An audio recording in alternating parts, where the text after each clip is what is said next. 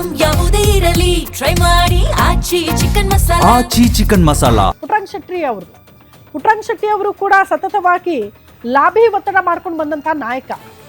ಹಾಗಾಗಿ ಆ ಲಾಭಿ ಒತ್ತಡಗಳಿಗೆ ಏನಾದರೂ ವರ್ಕೌಟ್ ಆಗುತ್ತಾ ಈ ಬಾರಿ ಅಂತ ಉಪ್ಪಾರ ಸಮುದಾಯಕ್ಕೆ ಸಂಬಂಧಪಟ್ಟವರು ಪುಟ್ಟರಂಗ ಶೆಟ್ಟಿ ಅವರು ಚಾಮರಾಜನಗರದ ಶಾಸಕರು ಅವಕಾಶ ಸಿಗುತ್ತೆ ಅಂತ ಅನ್ಕೊಳ್ತಿದ್ದಾರೆ. ಬಟ್ ಅವಕಾಶ ಯಾಕೋ ಸಿದ್ದರಾಮಯ್ಯನವರ ಸಂಪುಟದಲ್ಲೂ ಸಿಗಲಿಲ್ಲ.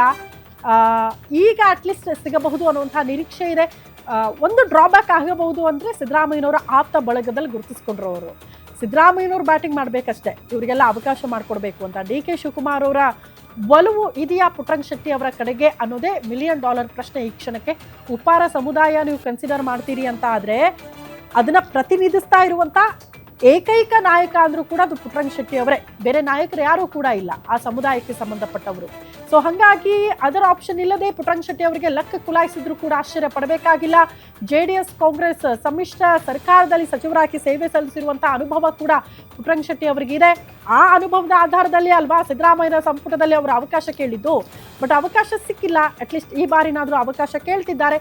ಕಾದ್ ನೋಡಬೇಕು ಡಿ.ಕೆ. ಶಿವಕುಮಾರ್ ಅವರು ಅವಕಾಶ ಮಾಡಿಕೊಡ್ತಾರಾ ಹಿರಿತನದ ಆಧಾರದ ಮೇಲೆ ಅಂತ. ಸಮುದಾಯದ ವಿಚಾರಕ್ಕೆ ಸಂಬಂಧಪಟ್ಟಂತೆ